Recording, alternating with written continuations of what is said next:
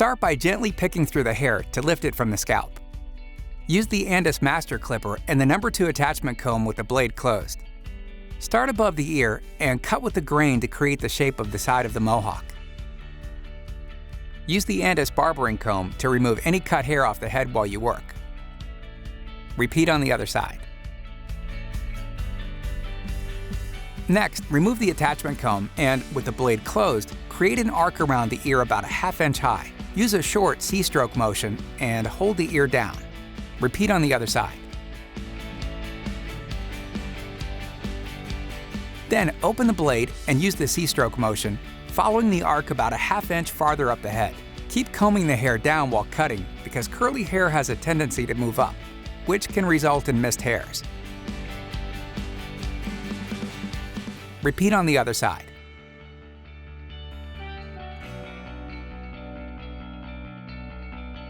Close the blade halfway to the middle notch. Stay in between the two previously cut sections and use a tighter C-stroke to blend. This will be a series of quick flicks or circular buffing motions.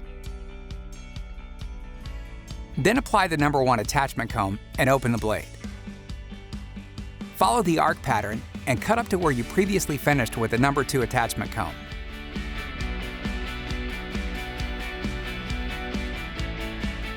Use the comb to help feed the hair into the blade.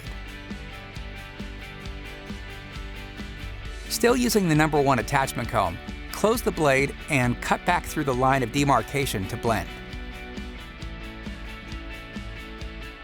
Turn the clipper upside down and cut with the grain to blend. This technique is sometimes called reverse blending. Tip the head forward when in the nape area for more accuracy and control. Pick the hair out. Remove the attachment comb, and with the blade closed, use the freehand cutting technique, working downward through the sides and upwards along the front hairline to create a box shape.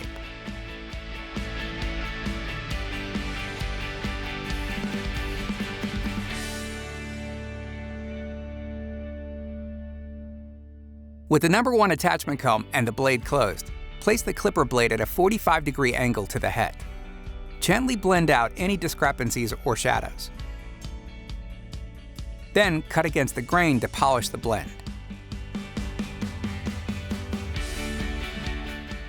Switch to the Andis T outliner trimmer and, starting in the center of the forehead, line up the front hairline. Anchor your knuckle, gently pull the skin taut, and follow the hairline to either side. Cut in an arc motion around the temple using the corner of the blade to create a curved shape.